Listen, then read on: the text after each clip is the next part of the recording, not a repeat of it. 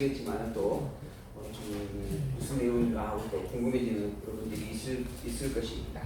내용은 그렇습니다. 제자들이 이제 사도들이 감옥에 끌려갔다가 그 감옥에서 이제 나오게 되어졌죠. 그 일로 말미암아 이제 함께 모여서 기도하게 되어지고 그때 성령에 대한 놀라운 진동의 섭리를 또한 체험을 하게 되어지죠. 그리고 난 이후에 그 무리들이 모인 무리들이 한 마음과 한 뜻으로 가진 것들을 나누게 되어졌다라고 하는 이야기 내용입니다. 그래서 가난한 사람도 없고 또한 부유한 사람도 없게 되어졌다. 부유한 자들은 가지고 있는 자기의 논과 밭을 다 팔아가지고 그걸 사도들 앞에 가져오게 되어지고 사도들이 그것을 다 함께 공유할 수 있도록 분배를 잘 해주었다. 이런 부분의 내용입니다. 왜 이러한 내용들이 본문에 기록되어진 것인가? 그리고 이 내용은 무슨 의미와 목적을 담고 이 본문에 기록되어져 있는 것인가? 사실 우리는 이걸 지금 찾아보려고 본문을 봅니다. 우리가 단순히 성경을 보면서 성경을 하나의 이야기적으로 이렇게 보는 부분들이 아니죠. 이러한 내용들을 하나님께서 왜 기록을 하였으며 그리고 이러한 기록을 통하여서 우리에게 무엇을 말씀하려고 하시는 것인가? 우리는 이걸 지금 찾아보려고 하는 것입니다. 성경이라고 하는 것은 하나님 계시서다라고 우리가 이야기를 하죠. 성경이란 하나님이 자기를 드러내는 계시의 말씀이다라고 하는 겁니다. 그래서 계시서다 이렇게 이야기를 하죠. 이 성경이라고 하는 것을 통하여서 하나님이 어떤 존재이며 어떠한 속성을 가지고 있는가, 즉 하나님이라고 하는 존재가 무엇인가라고 하는 것을 알려주는 그런 말씀이다라고 이야기하는 겁니다. 이 성경을 통하여서 하나님이 어떠한 분인가를 알게 하는 그런 방법으로 하나님은 언약을 선포하셨고 그 언약을 이루어 주셨다라고 하는 것을 우리는 이미 확인을 했습니다. 즉 언약을 선포하시고 언약한 것을 하나도 어김없이 다 이루시는 분, 그분은 전능자이신 것이고 그분은 주권자이신 것이고 그분은 영원자이신 것이고 그리고 불변의 신실자일 수밖에 없다라고 하는 겁니다. 이런 존재를 우리는 누구라고 칭한다? 하나님이라고 칭한다라고 말하는 겁니다. 그리고 이러한 부분을 드러내는 그 당신의 이름이, 거기에 친구의 이름이 바로 여호와다라고 하는 것입니다. 그래서 여호와인 하나님, 그분을 증거하기 위하여 성경은 기록되어졌다. 이게 지금 성경을 통해서 우리가 확인해왔던 그러한 내용의 그 말씀들입니다. 하나님께서 당신의 존재와 속성을 증거하는 방법으로 택하신 게 언약과 언약대로 이룬다라고 하는 역사적인 사실이었습니다. 그래서 이 언약과 언약대로 이루어지는 성취의 사건은 곧 하나님의 존재와 속성을 증거하기에 너무 분명한 증거물이 되어지는 것이고 그리고 그 증거 자체가 곧 하나님의 살아계심과 하나님의 권능과 영광을 확증해주는 일들이다라고 분명히 말할 수가 있죠. 이를 위하여서 하나님은 언약하고 언약을 이루신 사건을 역사 섭리로 기록을 하게 되어집니다. 이게 구약의 창세기에서부터 시작되어져서 에스더서까지 내용입니다. 제가 항상 이게 더라고 쓰고 있더라고요. 더. 에스더 해가지고. 근데 성경에 표기되어지는 약자를 보니까 스로 되어져 있더라고요. 그러니까 혹시 이제 오해하지 마시고 이거 에스더를 가리키는 거구나 이렇게 이해해 주시면 됩니다. 역사 섭리를 기록했다라고 하는 부분. 하나님께서 이 세상 모든 만물을 창조했죠. 그 창조하고 난 이후에 창조 이후에 섭리하는 모든 내용들을 기록을 해줍니다. 근데 이 섭리의 구체적인 내용을 무엇으로 표현하냐면 언약을 선포하는 말씀으로 시작을 하고 있죠. 그래서 창세기의 출발점은 언약을 세우시는 하나님, 언약 세우시는 하나님이다 라고 이제 우리가 이야기를 합니다.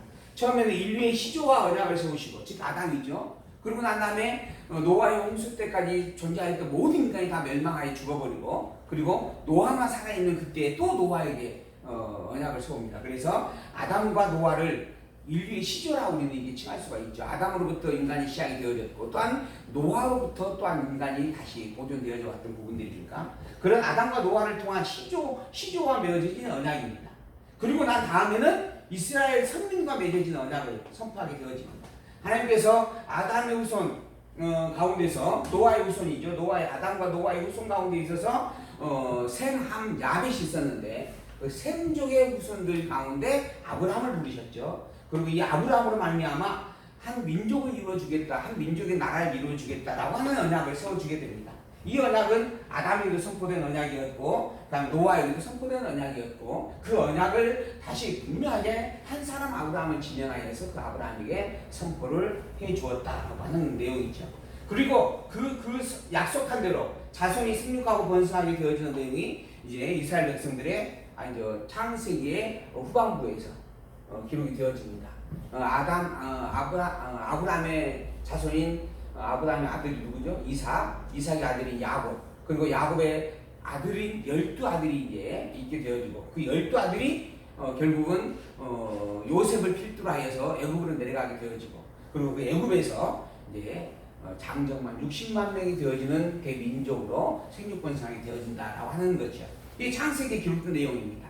그리고 난 다음에 그 자손들이 모세라고 하는 인물을 통하여서 인도함을 받아 애굽에서 나와지게 되어지는 게 출애굽이죠. 애굽을 나와졌다라고 하는 이야기입니다. 그리고 그 모세의 인도함을 통하여서 광야에서 40년 동안 생활하게 되어지는 일들을 출애굽기, 레위기, 민수기, 신명기서에 기록이 되어져 있습니다. 그렇게 해서 하나님께서 생육번성한 그 자손들을 교육하고 훈련시키시고 그 자손들을 약속의 땅 가나안으로 들여보내게 되어집니다.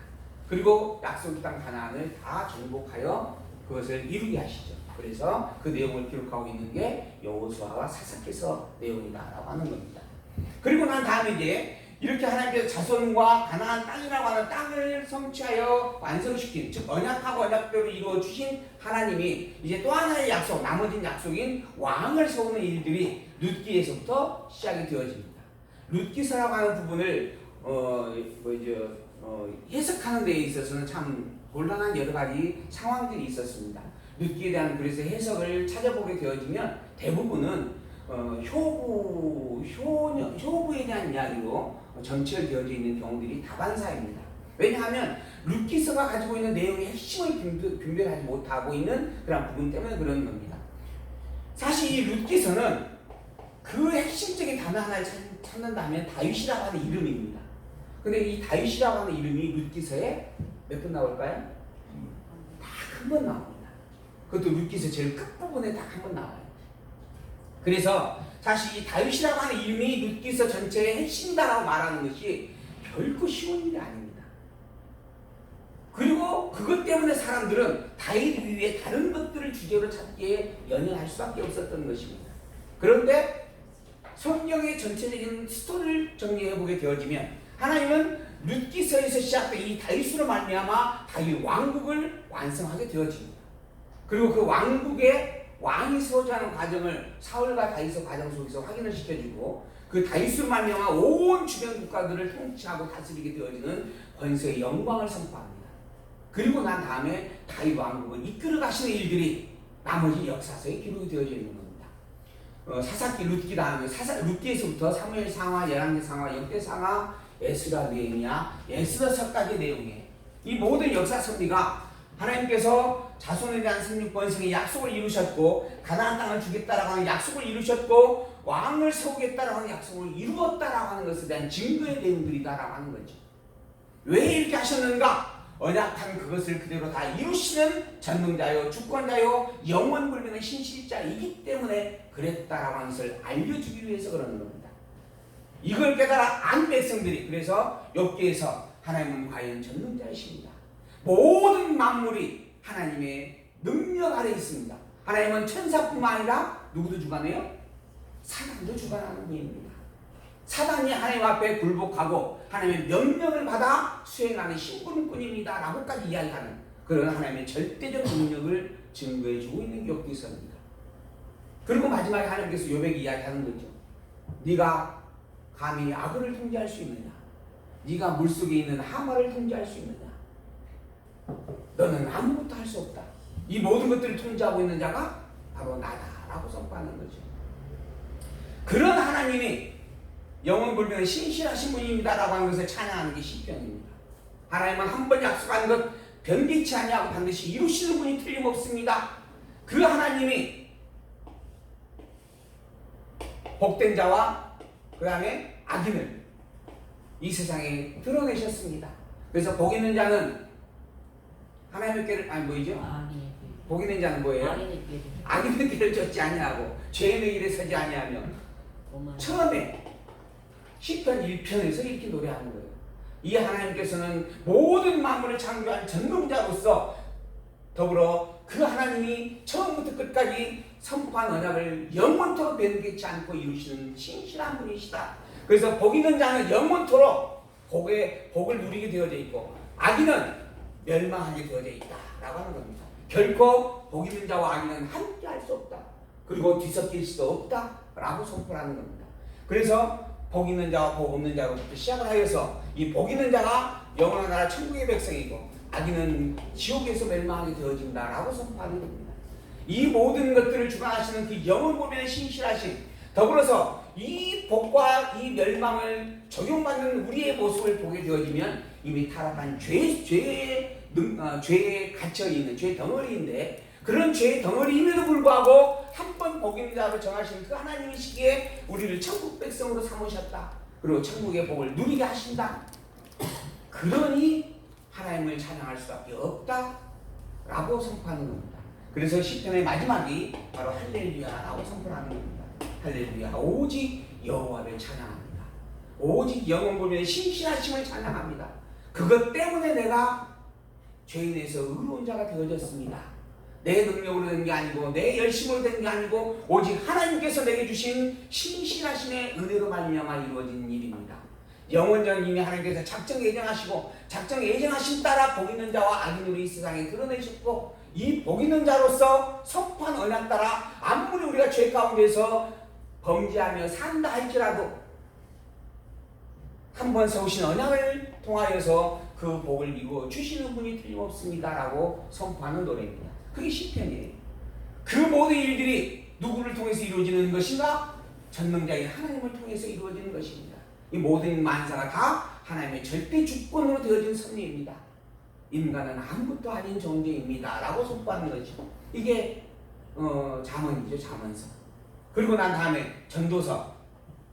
해 아래 모든 것들이 다 헛되고 헛된데 오직 영원한 참 진리는 하나님 분이십니다 라고 고백하는 거죠. 그래서 그 영원하신 하나님의 찬양을 드리는 게 전도서다 라고 하는 거죠. 그런 하나님이 이스라엘 백성들을 선민을 사랑하셨습니다. 이방인들보다 더 나을 것이 아무것도 없는 존재인데 그런 선민을 너무너무 영원한 사랑으로 품어주셨습니다 라고 고백하는 것. 이게 아가스의 노래입니다. 정말 보잘것없는 신부인데 정말 많은 처자들이 신부가 되어지기를 간택을 받기를 소망하면서 나열되어 있는데 서 있는데 그 중에서 가장 보잘것없는 존재인 나를 신부로 삼아주신 그 신랑의 놀라우신 사랑에 감사와 찬양을 드립니다 라고 노래하는 것이 아가스의 노래다라고 하는 거죠. 이러한 하나님의 권능의 속성을 찬양하고 있는 게 시가서의 내용들입니다. 그리고 그러한 역사 섭리를 통하여서 증거되어진 또 하나의 사건들을 보게 되어지면 남쪽 유다와 북쪽 이스라엘이 나중에 갈라지죠. 남쪽 유다가 하나님 그나마 다윗 왕국을 유지하고 혈통을 지키고 하게 되어지는데, 더불어서 이스라엘의 모든 지파들은, 유다 지파 이외의 모든 11지파들은 다 유다 지파를 떠나서 다윗 왕국을 떠나서 새로운 왕국을 건설하게 되어집니다. 그 건설되어진 왕국이 바로 북쪽 이스라엘 나라입니다. 그리고 이스라엘이라고 하는 이름을 빼앗겨버린 이 남쪽의 이 나라는, 다윗 왕국은 결국은 유다 왕국이다라고 하는 이름으로 축소가 되어질 수밖에 없었습니다. 그런데 하나님은 그러한 다윗 왕국과 이스라엘과 북쪽 이스라엘과 남쪽 유다로 쪼개진 상황에서 이 다윗 왕국과 하나님의 혈통을 벗어난 이 백성들의 범죄함을 드러내게 되어집니다. 그들이 얼마나 악한 존재인가라고 하는 것을 구체적인 사건들을 통해서 확인을 해주죠. 더불어 그 범죄와 동일한 범죄를 짓고 있는 남쪽 유다를 증거해 줍니다. 즉 하나님께서 언약 가운데 있는 백성이지만 그 백성들조차도 사실은 범죄함에 있어서는 구별되지 못하는 죄 덩어리다라고 하는 것을 확인을 해주는 거죠. 그러나 그의 끝은 달랐습니다. 북쪽 이스라엘은 721년에 아수르에게 멸망당하여 세상에서 없어져 버렸습니다. 그런데 이 남쪽 유다 지파 하나로 나머져 있는 이 남쪽 유다는 그대로 보존이 되어집니다. 언제까지? 그의 혈통을 따라오시는 예수 그리스도가 이 땅에 도래하기까지 보존이 되어진다라고 하는 겁니다. 그들이 결코 잘나서 그들이 정말 열심을 다하였고 마음을 다하여서 하나님을 섬겼기 때문에 보존된 게 아니었습니다. 그들의 죄는 북쪽 이스라엘보다 더 큰 죄를 지었다라고까지 이야기가 되어집니다. 그런데도 불구하고 왜 그들이 보존되어졌는가? 한번 그 백성으로 선포하신 복의 언약을 따라서 복된 자로서 끝까지 그 신실하심으로 지켜주었기 때문에 되어진 일이다라고 하는 겁니다. 왜 이렇게 하나님께서 신실하심으로 그 일을 행하셨는가? 당신은 언약한 것을 단 하나도 변개치 않고 반드시 이루시는 여호와이기 때문에 그런 것입니다. 그런 여호와이신 하나님이 유일한 참 하나님이다라고 선포하는 게 성경입니다. 그 성경을 따라 우리는 여호와 되신 하나님을 우리의 신앙의 중심으로 우리의 하나님으로 믿고 고백을 하게 되어지는 것이죠. 이러한 내용을 통하여서 우리는 하나님이 살아계심과 하나님이 어떠한 분인가라고 하는 것을 분명하게 확인을 합니다. 더불어 이 하나님께서 당신을 증거하는 이 언약과 성취의 최고의 증거물로 누구를 보내시는가? 그리스도를 보내십니다. 그리스도를 언약하시고 언약한 대로 그리스도, 이 그리스도는 누구인가? 바로 당신의 아들입니다. 하나밖에 없는 아들이다라고까지 표현을 하죠. 독생자라고 해서. 근데 그러한 독생자인 하나님의 능력의 범주 안에 존재하는 영원한 존재로서의 하나님, 그 하나님을 인간의 몸을 입혀 이 땅에 보내십니다. 왜 그러시는가? 언약과 성취로서 당신을 증거하는 최고의 표적으로 삼았기 때문에 그런 겁니다. 그래서 본래 하나님이셨던 그분이 인간의 몸에 입혀서 이 땅에 내려왔습니다. 그분을 우리는 예수님이다라고 확인하는 것이죠. 하나님께서는 그 예수님이 하나님께서 보내신 그리스도라고 하는 것을 입증을 해줍니다. 그래서 복음서에서 그분의 예수님의 족보를 통하여서 다윗의 자손이다라고 하는 것을 확인시켜주고, 더불어 그 예수님께서 가지고 있는 왕권과 선지자의 권세와 제사장의 권세의 직임을 통하여 그분이 그리스도임을 확인을 해줍니다. 그리고 그 그리스도 예수가 가지고 있는 본래의 신분이 무엇인가? 바로 하나님의 아들이었다라고 선포하면서 마가복음을 시작을 합니다. 하나님의 아들이 왜 틀림없는가? 그분이 행하신 모든 기적 같은 표적 같은 일들이 있었는데 그 기적과 표적의 일들은 인간이 할 수 없는 일들이다라고 하는 거죠. 이 능력을, 이 표적과 기적을 행할 수 있는 권능자는 하나님뿐이시다. 그런데 그러한 하나님의 능력이 누구를 통해서 나타났다? 바로 이 예수님을 통해서 나타났다. 그러니 예수님은 하나님일 수밖에 없지 않느냐. 그는 내 아들이다. 이게 마가복음의 시작이고 내용들입니다. 그래서 마가복음의 특징이 뭐라고요? 표적을 중심으로 하고 있다. 이야기 드렸잖아요. 이렇게 당신께서 당신의 여호와 되심을 증거하는 언약과 성취의 섭리의 최고의 증거물로서 그리스도를 선포하였고 그 그리스도를 약속하였고 약속한 대로 그리스도를 보내셨습니다. 그리고 그 그리스도가 누구인지까지 확인을 해주게 되어집니다. 그러한 그리스도 예수님께서 마지막 당신이 그리스도를 증거하는 마지막 증거물로서 십자가에 매달려 죽으십니다. 왜 예수님께서 십자가에 매달려 죽으시는가? 하나님의 아들인데 왜 죽어야만 했는가? 하나님이라고 하는 존재는 조금 덥지 않으세요? 저는 그래도 뭐 어차피 뭐 여기 선풍기 하나 있으니까 오긴 하는데 이제 저걸로만 선풍기로만 해놓으세요. 하나님 어디까지 했어요? 십자가에 달리시는 일을 통하여서 최종적으로 당신이 그리스도임을 마지막 확증을 또 하나 해주게 되어집니다. 그런데 십자가에 달려서 죽는 것으로만 끝나지 않죠. 그 갇혔던 무덤에서 살아나셨습니다. 즉 죽는 것과 또한 더불어 살아나는 일까지를 통하여 당신의 그리스도임이 확증이 되어지는 거죠. 이 십자가에 못 박혀 죽는다라고 하는 것도 있을 수 없는 불가사의한 일이 하나입니다. 그러나 혹여 그 옆에 두 강도도 십자가에 못 박혀 죽잖아요. 그래서 혹여나 다른 이들도 그렇게 죽을 수 있지 않느냐라고 오해할 소리가 분명히 있을 수 있습니다. 그래서 예수님께서는 죽으심과 더불어서 살아나심도 증거를 하게 되어집니다. 부활의 섭리를 이루시는 거죠. 이 부활의 섭리는 분명히 이야기합니다. 지금 이때까지도 이전에도 없었던 일이요. 또 더불어 이후에도 없을 일이다라고 하는 겁니다. 오직 예수님 그리스도 되신 그분만이 이루신 일이다라고 하는 겁니다. 물론 그분을 통하여서 이후에 예수님께서 재림하실 때 부활이 있을 것을 약속을 해주게 되어지죠. 그러니까 이 세상이 끝나가는 그때의 마지막 심판의 섭리를 이루기 위하여 최종적으로 이 세상에 존재했던 모든 인생들로 하여금 생명의 부활과 사망의 부활을 이루게 하십니다. 또한 그 이전에 천년왕국이 도래할 때에 순교자들의 부활을 또한 있게 하신다라고 말씀을 하고 있습니다. 그러나 이 부활이라고 하는 승리는 오직 그리스도가 천년미로서 이루신 최초의 사건입니다. 그 누구도 그 이전에 부활한 자가 없었고 또한 더불어 예수님의 재림하기까지는 또 그 누구도 부활할 자가 없다라고 하는 그런 아주 어마어마한 사건이죠. 오직 그리스도 그분만이 이루실 수 있는 이루게 되어질 일입니다. 그래서 당신이 또한 부활을 하시는 거죠. 그러므로 당신이 그리스도임을 확증을 해줍니다. 더불어 이 죽으셨다가 부활하신 그리스도께서 부활을 승천하시면서 또 약속을 세웁니다. 그 세 가지의 약속, 우리가 사도행전 시작하면서부터 확인했던 내용이죠. 세 가지 약속이 있었어요. 첫 번째는 성령을 보내주겠다. 두 번째는 땅끝까지 복음을 증거하게 해주겠다. 세 번째는 내가 다시 오겠다라고 하는 약속입니다. 이러한 약속을 선포하였어요. 그리고 이 약속을 하나하나 이루어 갑니다. 왜 그러는가? 하나님의 존재와 속성을 확증해 주기 위해서 그럽니다.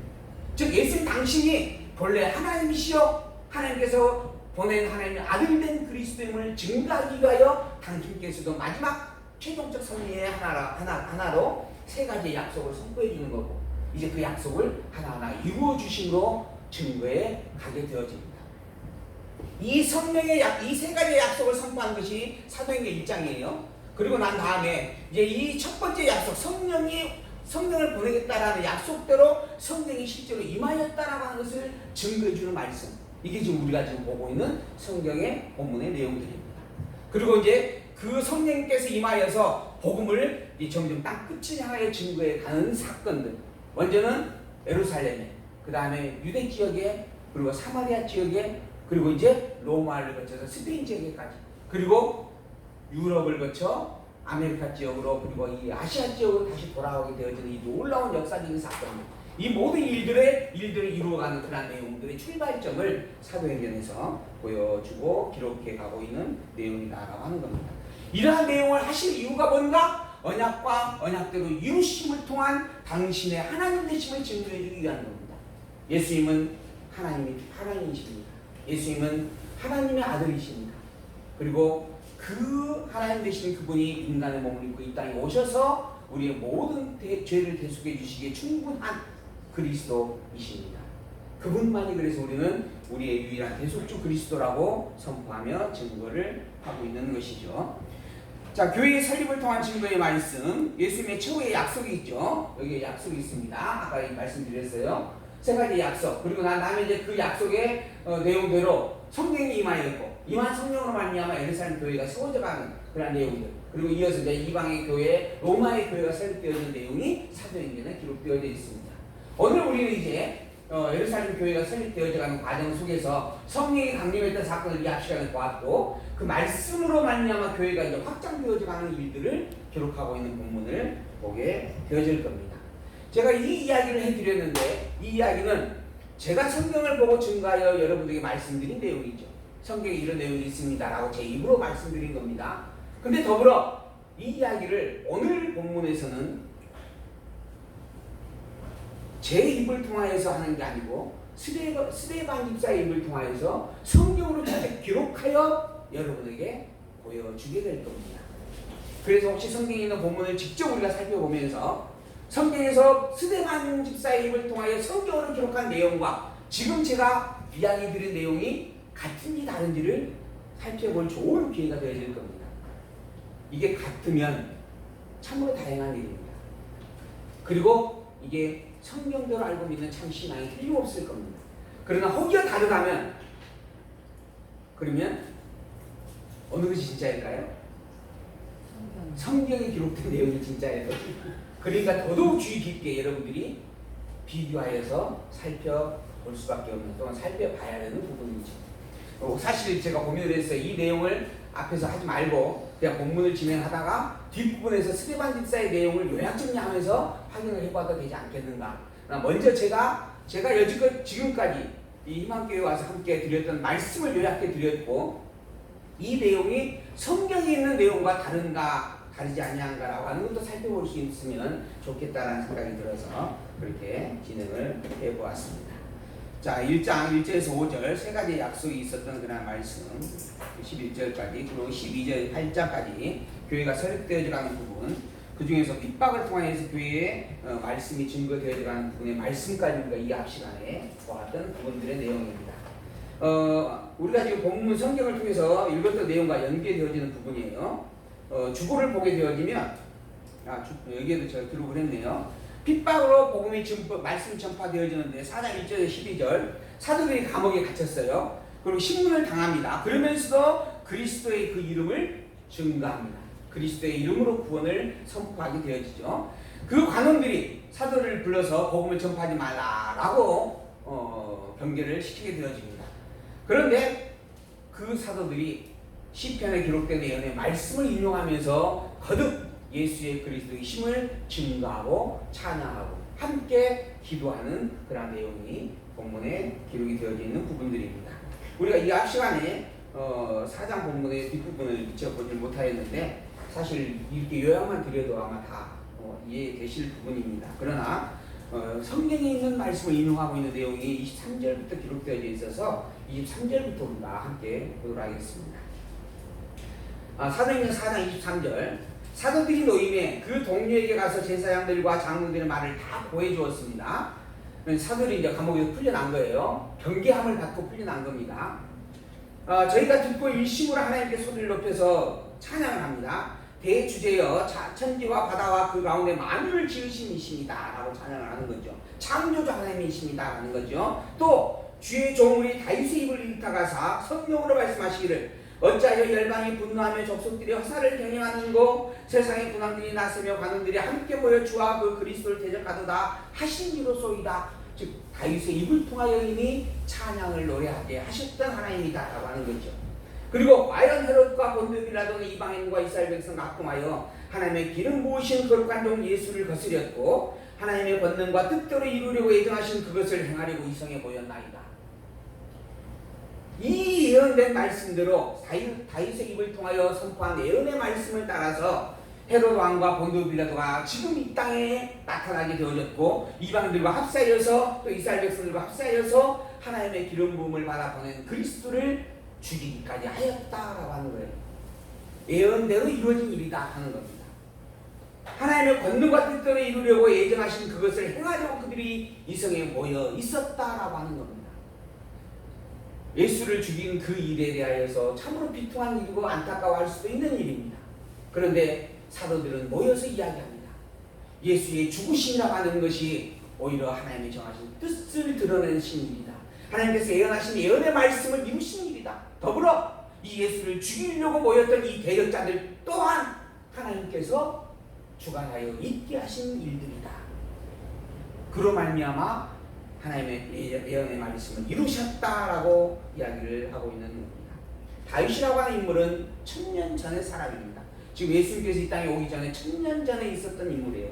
근데 1000년 전에 있었던 그 사람의 입을 통하여 예언으로 선포한 말씀들이 지금 1000년 후에 적용되어졌고 성취되어진 겁니다. 그러니 하나님은 시간과 공간을 넘어선 창조주일 수밖에 없다라고 우리가 이야기를 하게 되어지는 것이죠. 더불어 예수님의 죽으심의 그 아픔의 일이나 또한 그를 대적하였던 그 대적자들의 장악스러운 일들이나 이 모두가 다 선과 악의 싸움이 아닙니다. 하나님께서 선한 섭리와 악한 섭리를 통하여 하나님의 예언의 말씀을 이루시는 절대 주권의 섭리들입니다.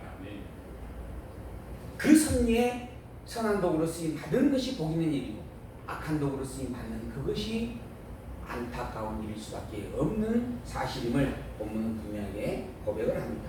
그래서 29절 주여 이제도 저희의 위협함을 하강하옵소서. 지금 자기들이 위협을 당하고 있다라고 하면서 내려다 보십시오 라는 이야기죠. 또 종들로 하여금 담대히 하나님의 말씀을 전하게 하여 주옵소서.